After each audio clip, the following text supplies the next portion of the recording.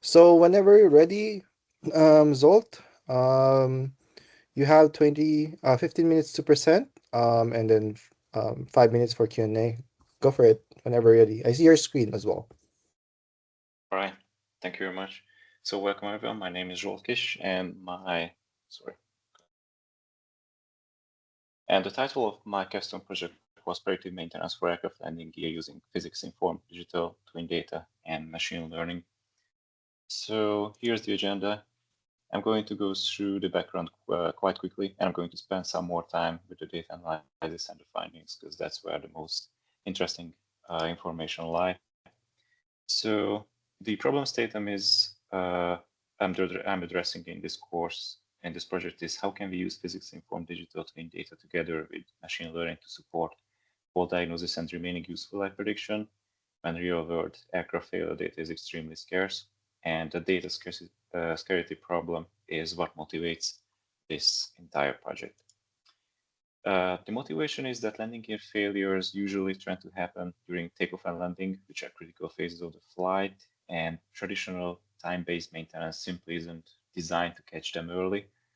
And real-world aircraft failure data is rare and hard to label, so the digital twins can generate us this realistic, full labeled data at scale.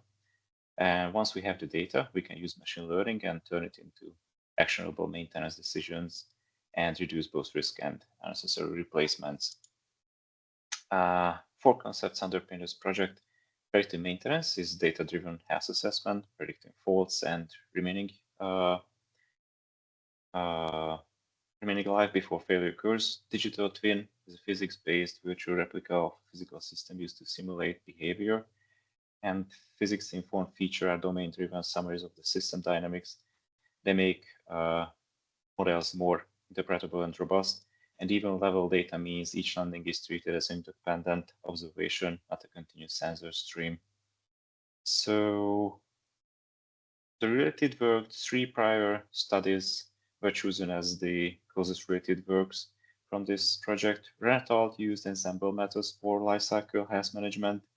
GI et al. Combined XGBoost with LSTM for fault diagnosis, and Bellosani, who authored my datasets that I use, 2 datasets actually in this project, used LSTM on simulated landing sequences. The common thread across all 3 is either temporal data requirements or assumption about sequence continuity. The approach of this project deliberately avoids both of those, and that's the gap this project is trying to fill.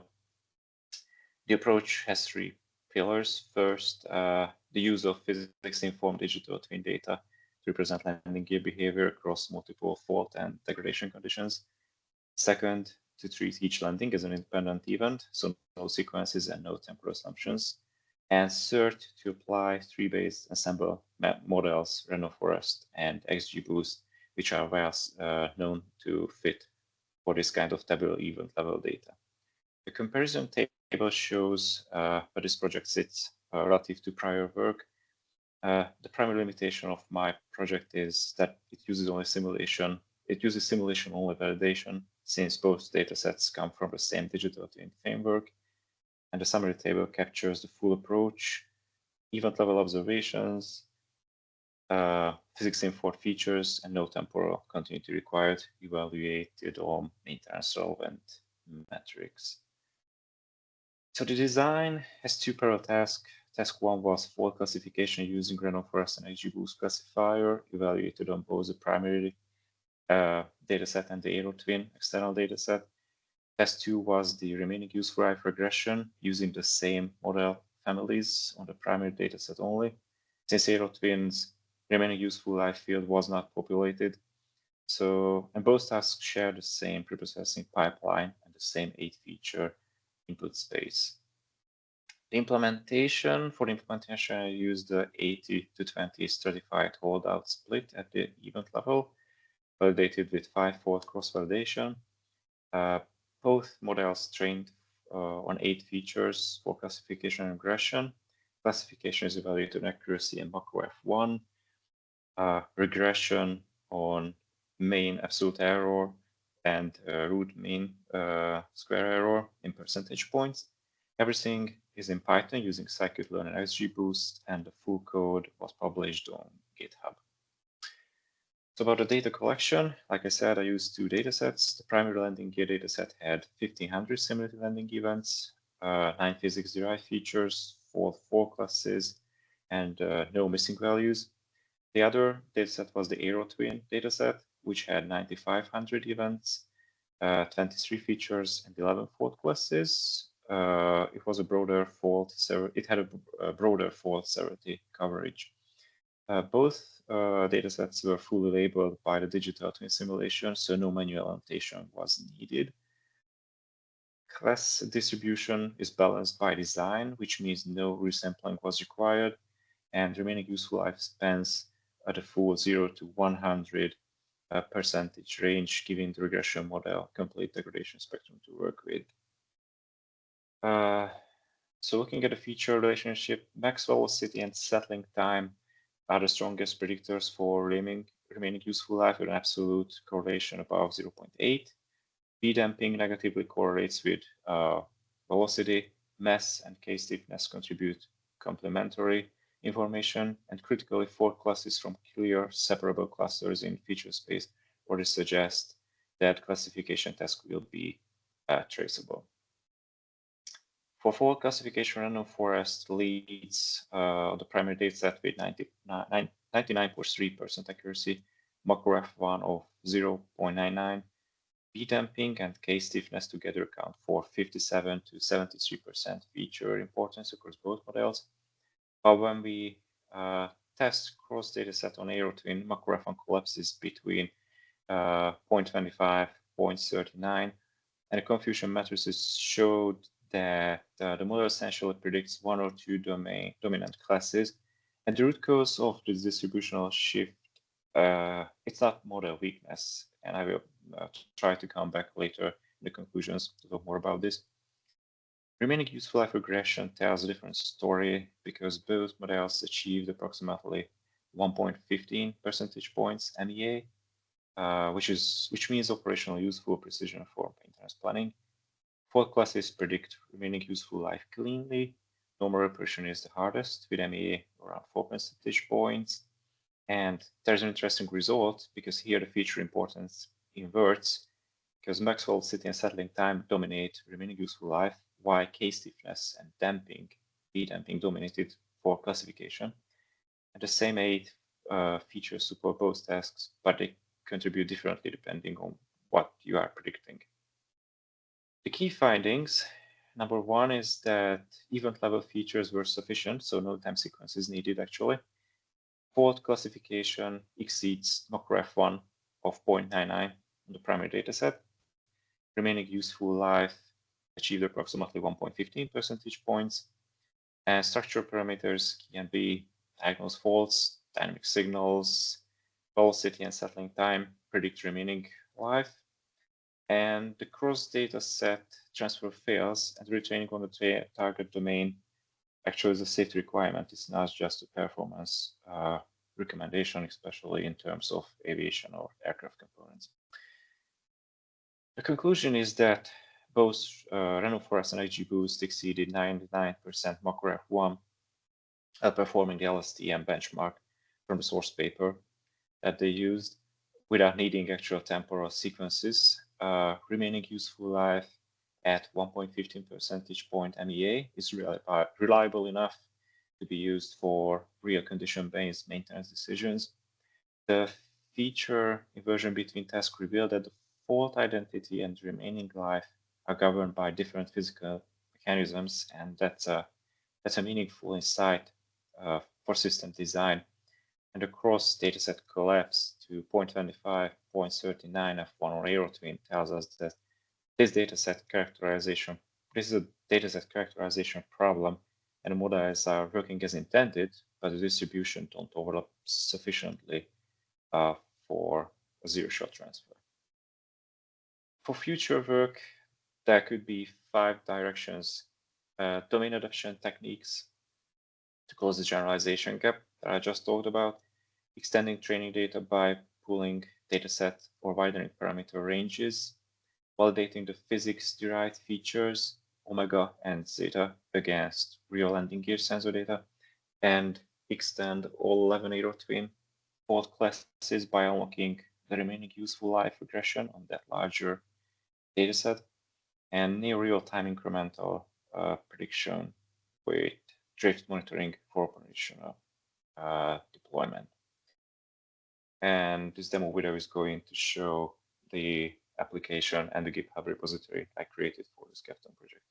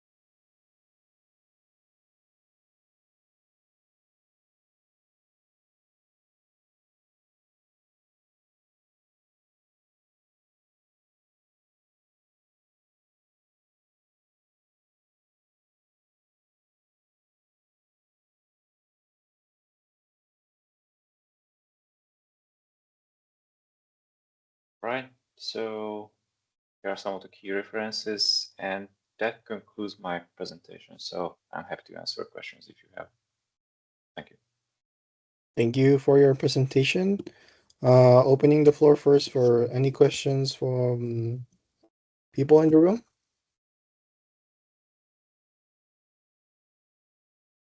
Okay, going once, going twice. I'll have questions. For your feature selection, like is there any specific sensors like pressure or vibration that are being simulated in your digital twin to provide for the ML input, like fault diagnosis? Mm, so, so how it looked like? So there were different parameters, like there was velocity, settling Mm-hmm. time, stiffness, and damping. So that's how they created this data twin, Data set. and Okay. they also manipulated the weight of the aircraft, and they so in the first data set there were 4 different fault classes, like for degraded seal or nitrogen leak or degraded damping. So you had 4 different uh, Mm-hmm. fault classes, and you had these physical parameters, and that they were manipulating in the data set. So that's how it was created originally. So the only thing that I added to it was the natural frequency and the damping, the omega and the zeta. I calculated those by using uh, the stiffness and damping parameters from their data Mm-hmm. set. Okay, and then my other question would be for, let's say, in terms of scalability, do you think that this framework you've built is something we could apply in other, complex mechanical systems? Or is it just for So the landing gear of planes? So the concept has been already discovered by others because Mm-hmm. the related works they also use some of them already use the digital twin concept. So Mm-hmm. the only new thing in my project was that I was not using sequential data, but I was using event level data. But the Okay. concept, actually, you can create a digital twin of any complex system, and that's the big thing about digital twin, that you don't need to have. You don't need to have actual sensors from the complex system. But once you have the synthetic data, then you can use machine learning on it. And actually, so for example, one of the related works, one of the references, they investigated a hydro plant uh, in that project, and that's where they use machine learning. Great. And this like more like a last question.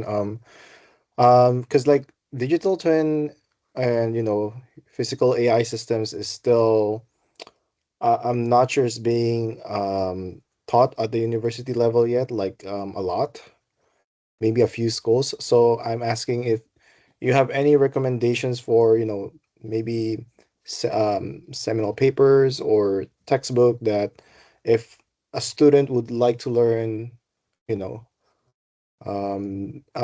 digital twin, where would they go first? So that was Professor Greaves uh, here. So Greaves was the first one, 2014. That's the first paper actually that they say Oh, that this was the first paper talking about the idea mhm, of digital twin. Actually, so from around 2014, I started to see more paper talking about it, but till like 2020, it was still just about they were just still talking about the basic concepts. But mhm. starting from about 2022, I started to see studies where they actually analyze data coming from working digital twins. Okay, thank you. Jeff, do you have a question? Jeff Nelson?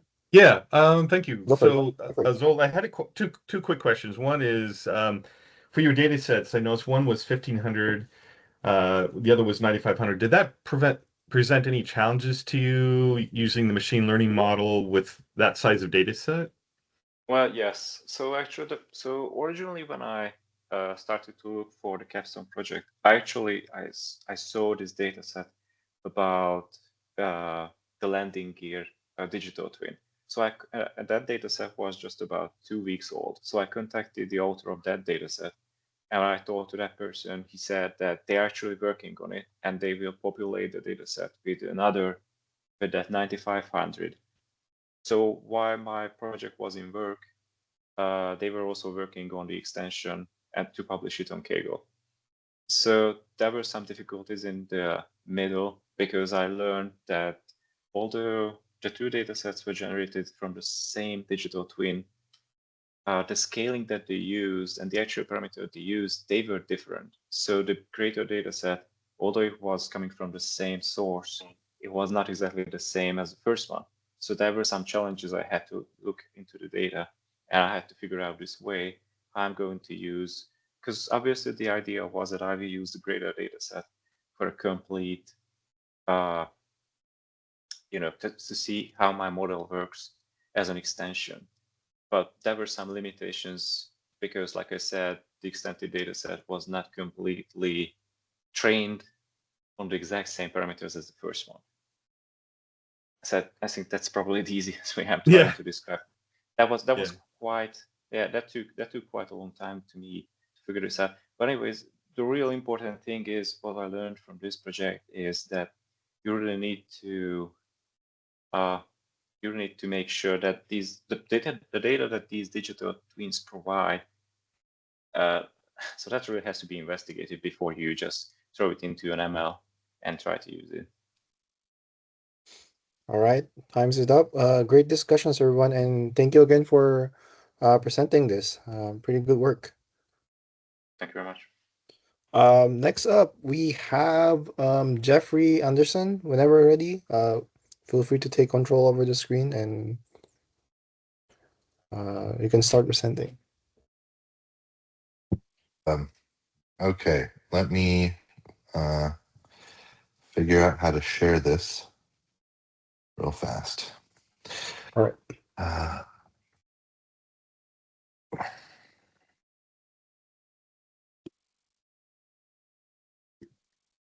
okay, can you guys see Okay. me and everything? Yep. All right.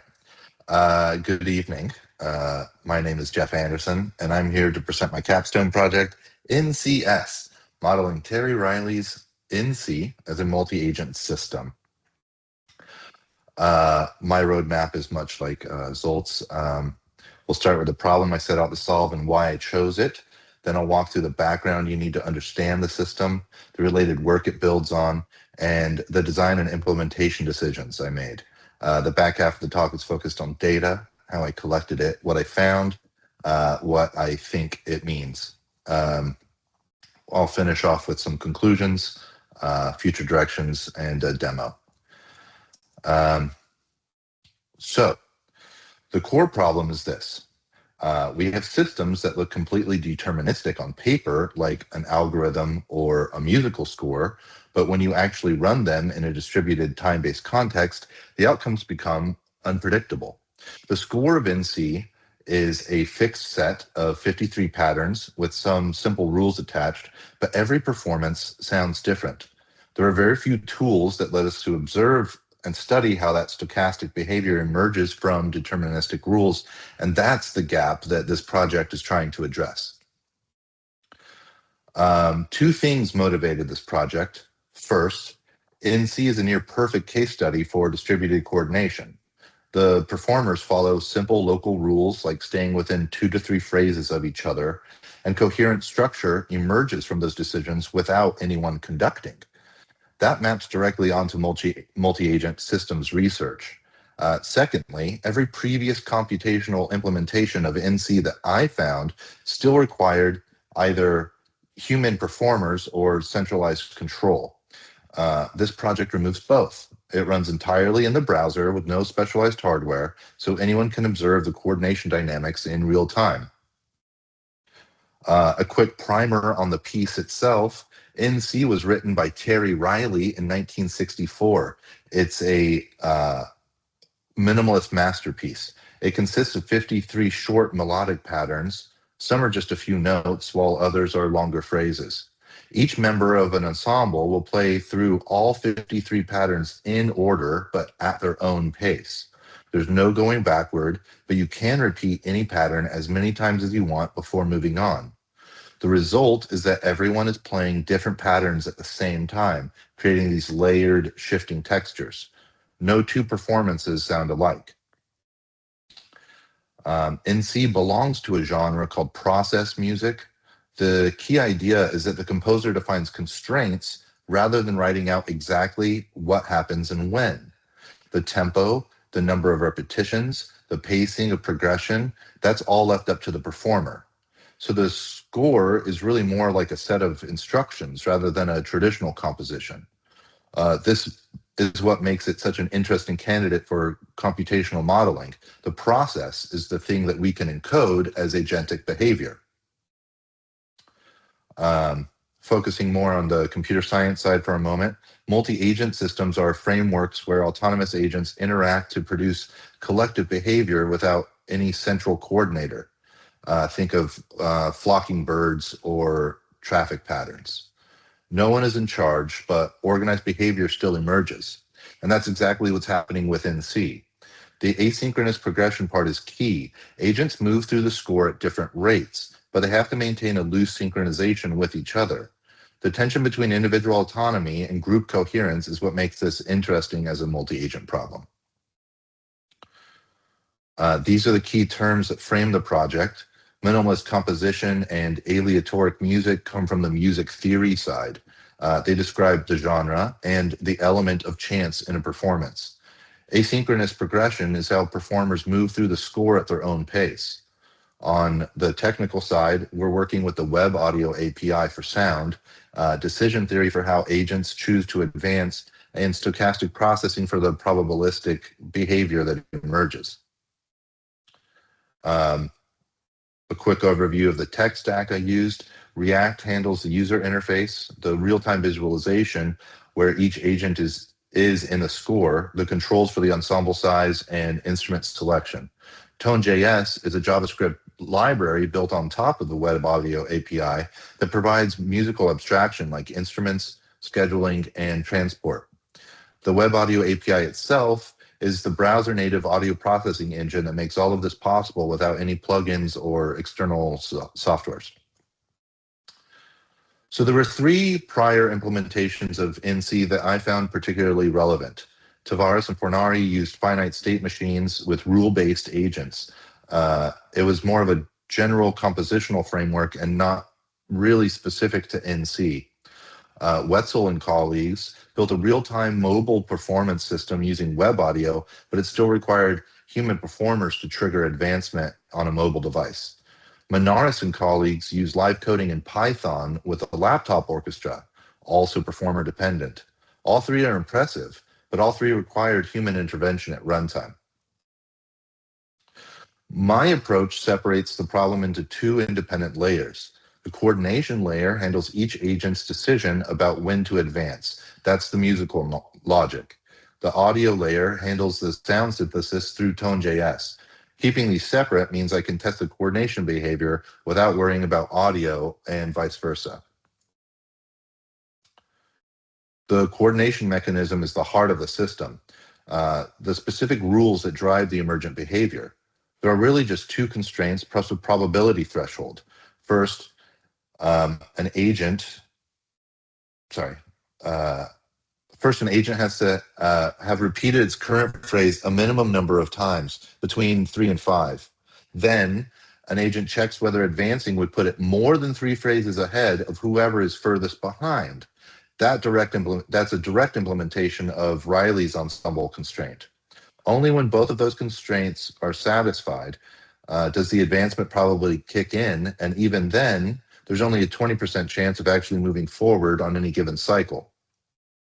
That low probability is what creates the gradual overlapping progression that gives NC its characteristic sound. There's no conductor, no global plan, just local decisions producing statistical coherence. So adding our project to the comparison table makes the differentiator clear. I'm using probabilistic decentralization for coordination and achieving high autonomy, and I'm requiring 0 human agency. Every other implementation in the table has a human in the loop somewhere. We're the only ones that run end-to-end without one. The system is built around 2 custom React hooks. UseNC engine handles the music agent logic, the 3-phrase rule that I discussed, the probabilistic advancement, and the shared state reference. Use audio engine handles all audio scheduling through Tone.js. The 2 hooks communicate through a mutable ref rather than React state. This is a deliberate design choice because the audio scheduler needs to read musician positions at very high frequency without triggering re-renders. This flowchart shows the actual decision logic inside the advanced musician function, the code that runs every time an agent considers whether to move to the next phrase. First, it checks the 3-phrase rule. If you're already 3 phrases ahead of the slowest player, you can't advance. Then it checks if you've repeated your current phrase at least 3 times. Only after both of those gates are passed does the random number get rolled, and even then there's only a 20% chance of actually advancing. This means that most of the time, even when an agent is eligible, it will stay put. That's what keeps the ensemble loosely clustered without any top-down control. So data collection. Well, there is no existing data set for an autonomous multi-agent implementation of NC. This project is the first one that I know of, so I had to generate all of my own data. I wrote a script that mirrors the engine logic and runs a simulation without audio or UI overhead, varies the parameters between runs, and then logs the output. This let me collect 320 runs across 8 different configurations. Those runs break down into 2 sweeps. In the first sweep, I held the advancement probability constant at 20%, which matches the app's actual default, and then varied the ensemble size across 4 values, 3, 5, 8, and 13 musicians. In the second sweep, I held the ensemble size at a constant 12, and then varied the probability across 4 values, 5, 10, 20, and 25%. The default configuration of 12 musicians at 20% was used as a baseline. Each configuration ran 40 times with different random seeds. So the first finding, adding more musicians barely slows things down. Going from 3 to 13 musicians, a group 4 times larger, only increased convergence time by 7.8%. If agents were getting stuck waiting for each other, you'd expect a much steeper curve. The fact that it's nearly flat tells you the coordination constraint is doing its job without creating a bottleneck. The ensemble scales gracefully. But what about dwell time? How long do agents actually sit on a phrase before moving on? Most of the time, not very long, but occasionally an agent will stay on the same phrase for much longer stretch. The pattern with lots of short waits, occasional very long ones, is just a geometric distribution and is exactly what you would expect from like a coin flip. What's interesting is the musical interpretation. The long holds aren't necessarily a bug, they're what make the piece sound alive and human rather than mechanical. So what does the data tell us? Well, first, that the system scales well. A four-fold increase in the ensemble size barely affected convergence time, meaning agents aren't creating a bottleneck. Also, dwell time distribution validates the probabilistic mechanism. The data closely fits a geometric distribution, which is exactly what we'd expect. So, in conclusion, I think the project's core objectives have been met. It runs as a fully autonomous multi-agent system where we can observe these coordination effects emerging from probabilistic decisions. One of my main limitations from this was the 10-week time frame and the fact that all data was self-generated. Some ideas for future research. I thought maybe we could compare the agent output against recordings of real ensembles to see whether the emergent coordination patterns are structurally similar. We could also test whether this multi-agent framework generalizes to other aleatoric or process-based compositions. So here's a demo of the working project for you.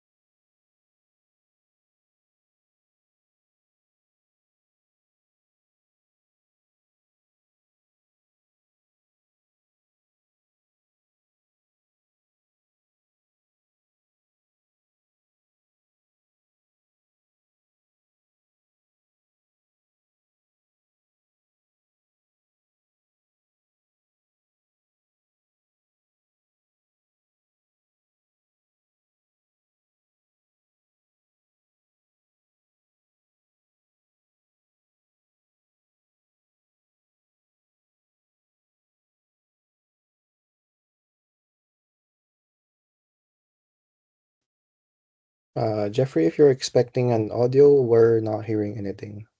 Oh, really? Yeah. I was expecting an audio. I've been talking to myself, I guess. No.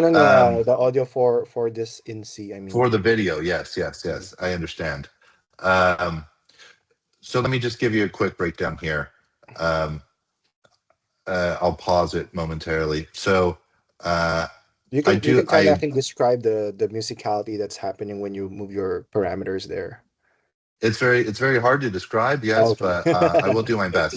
I have so I programmed each individual, like all 53 phrases. I have an ensemble slider, which will increase the ensemble size from 4 to 32 musicians. The pulse volume here, kind of annoying, but it's a requirement of the music itself, right? And then I created a BPM meter here too that I could adjust to make it play faster through the music and whatnot. And then you can see each of these musicians right here has their own individual instrument and their own individual volume meter. I created 4 different instruments, and then they are dynamically allocated based on ensemble size to either go up or down in octave to create like a different sounding instrument. I did create the ability. You can't hear this, so I'm going to mute it. Um, the ability to see when a musician is waiting for other musicians. Like in this instant, musician 9 and 8 are so far ahead that they have to wait for musician 2, which the ensemble progress meter shows, that the cohesion monitor. Um, this this is working, and it's actually playing music, and I'm very sorry that you can't hear it, because it's kind of cool, and I worked hard on it. It'd be great if I you could share the repo or even a Yeah, video so link that. I Yeah. have the repo in my city U my And repository, then but I'll also personally share it because I do remember we have like I forgot if she's a student or incoming student that's also have a music background and want to do something with the music space as well. oh, okay, With excellent, the yeah. technology. Yeah. So I had to squeeze stones in order to make this a research project, really, and I had lots of references. Um, Not all of these are centered on NC itself, but just music theory and there was even some chaos theory in there, um, uh, process music, aleatoric stuff. Here's some more, um, and that's what I have for you. Thank you. Uh, Thank you so much for that presentation. Anyone wants to ask questions first from the room?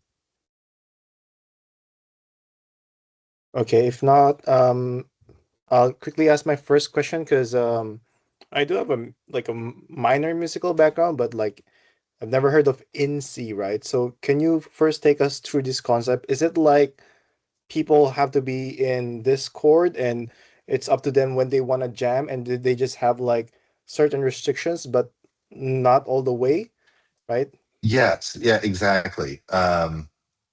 What the thing that attracted me to NC, it just happened completely organically, really. Um, like I said, it's a minimalist piece. You can play it with anywhere between. Usually you want a bigger ensemble, and there's Mhm. plenty of like YouTube videos that have like 50, 60 piece ensembles. But every musician gets to repeat a phrase as many times as they want, or go ahead to the next phrase. And what really interested me about that is it kind of shares that idea that like you shuffle a deck of cards and it's never the same deck Mhm. twice. It's the same with a live performance of NC. And that's what I was going for with my application as well. The idea that Mhm. every time you heard it, it would share characteristics of the previous time that you heard it. It would sound similar, but it would still be statistically a completely unique performance. Yeah, and then is there a similarity with it, like let's say for jazz genre, where people can just follow it, Yeah, and okay. yeah. It it is kind of jazzy in some way, and in Mhm. C as a piece has been played around the globe with a variety of different Mhm. musical instruments. It's not just like piano, strings, keys. There's a there's a very famous performance of it with Irish traditional instruments. There's another Mhm. performance of it with African instruments that they performed at the Tate Modern in London. Um, yeah, so it's very adaptive too, right? Um, it nowhere does it say you need a piano, uh, you need a violin. Never. It's fully up to the ensemble themselves to make Mhm. that choice. I do have a last quick question. Sorry if the question is more about concepts because it's totally new, No, right? no, it's yeah, Yeah. yeah, yeah. So, in what point? or what does convergence really mean here in terms of like, is it when they all the agents reach the end of the score, or when they synchronize to the same phrase or tempo? Like, which part is the convergence there, or both? Yeah, I'm saying it's a little bit of column A and a little bit of column B. Okay. NC has a characteristic sound that, like, if you're familiar with the piece, then you're like, oh yeah, this is in C. And if the Mhm. agents get too far away from each other, then it's not going to uh, have that characteristic anymore. But also, I did have to create logic for everyone to Mhm. finish together, like finish Oh, the I see. piece off on uh, that 53rd phrase together. Okay, our time is up. Thank you so much, Jeffrey. A very interesting project. Yep. Thank you. All right. Next up, we have Shruti. Hi Whenever everyone. ready, go ahead and take control. Yeah, I'm sharing my screen.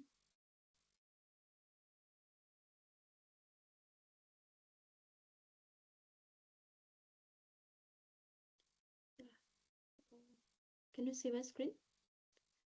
Yep, I see your screen. Yeah. So, hello everyone. My name is Shruti Arvinda Khirade, and today I will be presenting my capstone project named as Claim Guard Copilot AI-driven fraud detection and triage assistance. So, this project mainly focuses on improving how insurance companies detect frauds, claims, and not just by increasing the accuracy, but by making the system explainable, trustworthy, and usable in real world workforce. And the idea came from a simple observation, like most fraud detection systems can give a prediction, but they struggle to explain why a claim is fraudulent. So, and in a domain like insurance, that explanation is just as important as prediction itself. Yeah, my next slide is agenda. So I will start by explaining the problem statement, motivation behind this work, and then I will briefly cover background, existing research, and everything. And after that, I will walk through my proposed solution, including the system design and implementation. And finally, I will present the results, key findings, and future directions, followed by a short demo. Yeah, next is problem statement. So, in today's world, insurance fraud detection is not just a technical problem. So, it's a real world operational challenge. So, there are three major limitations in current systems. First is transparency issue. Like as you know, most of the machine learning models, they act as a black boxes. They produce a fraud score, but they don't explain why a claim was flagged. So this creates a problem because investigators cannot fully trust or justify the decision. Second problem is relationship blindness. um, these systems treat each other independently, but in reality, fraud is often relational. So for example, multiple claims connected to the same provider, or repeated claims from the same policy holders. So without modeling these relationships, we miss important fraud patterns. And third problem is evolving fraud patterns. Uh, so fraud strategies evolve over time, as you know. So a model trained on old data may fail to detect new fraud behaviors, and which leads to performance degradation. So the key question becomes, how can we build a system that is accurate, that is explainable, and capable of capturing these complex patterns? And next is motivation of this project. So the motivation behind my project, it comes from both financial and operational impact. So insurance fraud costs billions of dollars globally every year. But beyond financial loss, it also increases processing time. It affects genuine customers and put pressure on investigators. So, and at the same time, current AI system faces a trust problem. So if an investigator cannot understand the model's reasoning, so they may ignore the prediction even if it is correct. So this is what motivated me to design a system that combines accuracy with explainability and usability. Um, yeah. Next is a background of my project. So from a technical perspective, like fraud detection operates in a highly regulated environment, and systems must be fair, they must be explainable and auditable, and the data itself is also complex. It includes structured attributes like claim amount as well as relationships between entities, and machine learning improves detection accuracy, but it introduces interpretability challenges. And traditional rule-based systems are too rigid. They cannot adapt to new fraud patterns. So we need a system that balances flexibility also, and accuracy and interpretability also. Next is related work. So I have compared three of my key references. So regarding the first reference, it is it is for tabular machine learning models, which uses structured data and techniques like SHAP or for explanation. But they are good at prediction, but they are weak at capturing the relationships. Talking about my second reference, which is graph-based models. So graph-based approaches model relationships between entities. They're powerful for detecting fraud rings, but they often lack explainability and are harder to deploy. And talking about my third key reference, which is explainability frameworks. So this focus on interpreting model decisions, but they do not improve the detection capability directly. So there is a gap, like no single system combines detection, explainability, and usability. So this is exactly what my proposed system aims to solve. Yeah. Next is approach. So huh. The core idea of my ClaimGuard Copilot is to combine multiple techniques into one unified system. First is ML component, machine learning component. So machine learning models analyze the structured claim data to generate a fraud probability score. Next is graph component. So graph analytics captures the relationships.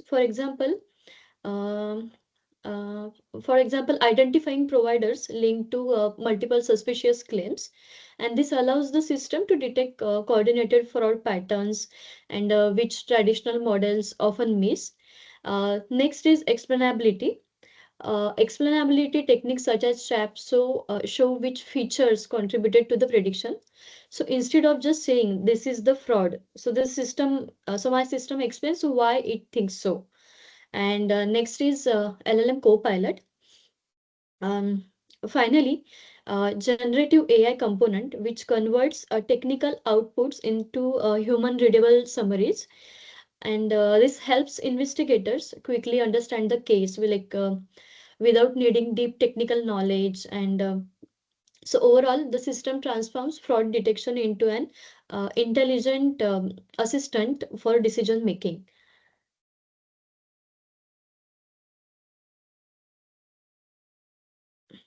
Next is my design and implementation. So in design and implementation, my system is completely designed as a full stack architecture. So the backend the backend is built using fast API, and which handles prediction request. Then machine learning pipeline processes input data, and which applies pre-processing and generates predictions. And then graph analysis. So in graph analysis, graph relationships are handled using Neo4j, which allows us to query connections between claims providers and policy holders. So the system also generates explanations and optional graph insights and returns them through the API. And then finally, dashboard, which provides an interactive interface for users.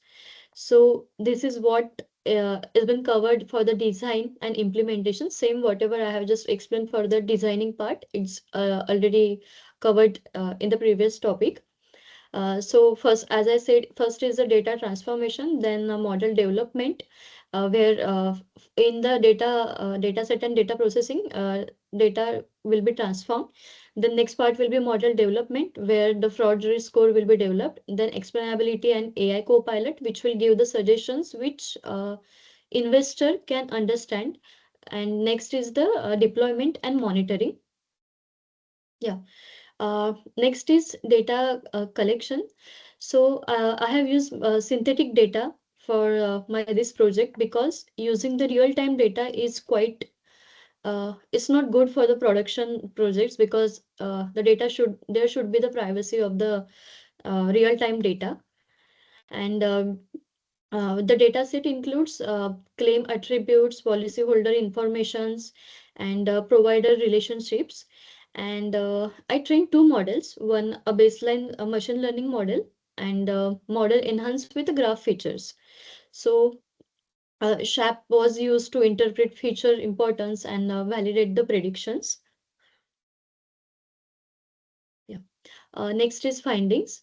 So this results clearly shows improvement with graph integrations.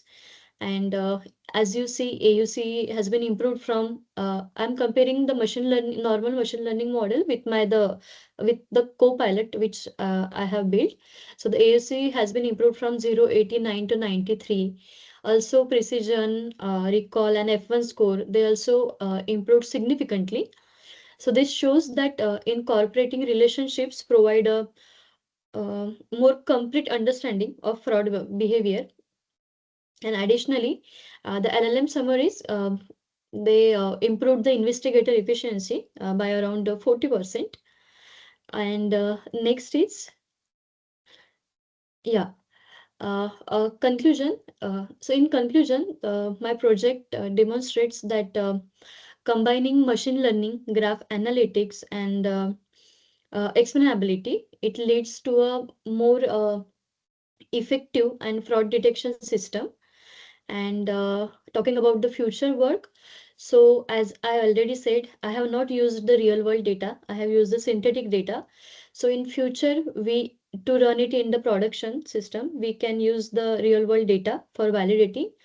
And we can enable the real time detection, and we can use a graph neural network. um, Here is the demo of my project.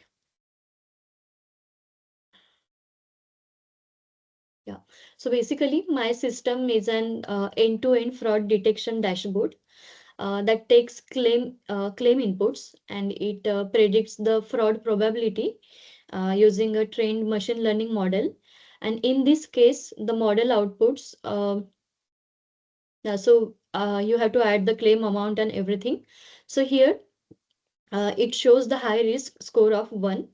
To ensure the transparency, I use feature contribution analysis to show which factors basically influence the prediction, such as like high claim amount or early claim timing. And the system also provides natural language explanations, like a human readable one. And this makes the solution not only the predictive, but also explainable and production ready for real world fraud detection use cases.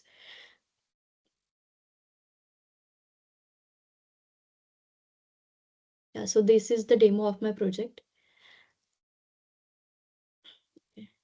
And these are the key references. Yeah, thank you. I'm happy to take questions. Thank you, Shuri. Anyone in the room want to ask questions? Yeah, I had a question. This is Go for it, Jeff. Jeff. Can you tell us a little bit more about how you created the synthetic data? I think you said scikit-learn. I'm just interested to hear a little bit more about that. Okay. So as I said, I have not used the real-time data. I have used the synthetic data. So I generated it using SMOT, which is synthetic minority oversampling technique, to handle like class imbalances. So since these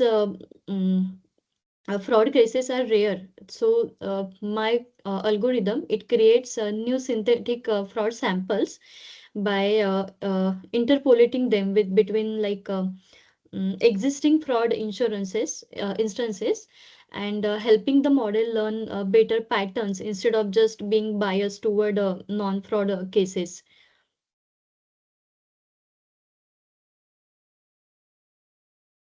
Okay, maybe so how many what size was your data set when you started versus adding the synthetic? How much did it increase by the number of Yeah, data there points? are approximately 1,000 rows.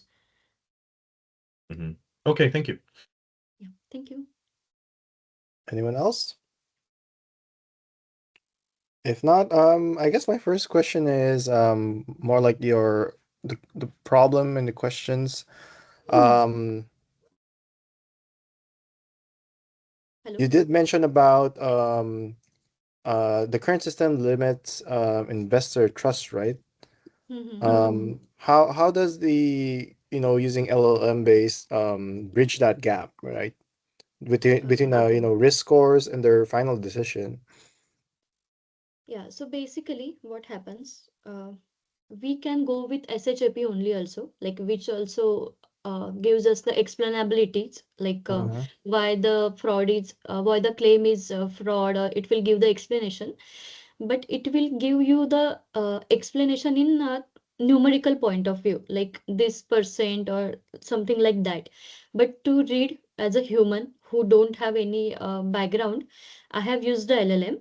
So basically, traditional system, they limit investigator trust because it works as a black box, right? So giving a fraud score without clear reasoning. So our so the LLM, it bridges that gap between converting that output into human readable explanations, and helping investigators understand why a claim is flagged. I see. So basically, explainable AI, right? Right. Okay. My other question would be, what are your measures in place to prevent hallucination when summarizing? Because especially, accuracy is very critical for, regulatory compliance, Right. for insurance, healthcare. So what measures do you have in place for that? Yeah, Uh, to prevent hallucinations for your LLMs. so yeah, it's hallucination is actually a risk. So we control it by grounding the LLM strictly on model outputs, like as I said, SHAP values, SHAP values, and structured data, and by restricting it from generating unsupported information. Okay. Yeah. So most likely it should say, if I don't have enough data, I'll say I don't have enough data, or if I can't answer, it should say I can't answer. Right. Right. Okay. All right. Those are my questions. And if no one else, thank you very much, Shuri. Thank you as well with Zolt and Jeffrey. Congrats on your capstone presentations. And good luck. Have a nice day. Thank you, everyone. Thank you. Uh, Bye. I have one more Thank you. question. Do we need to join the main room to join? Let me see. The schedule is, it doesn't say we have to join back, Okay. right? Yep. Okay. Yeah. Okay. Yeah. Thank Thank you you. so much, Bye-bye. everyone. Thank you. Bye bye. Thanks, Jeff, for participating. Thanks. Have a good one.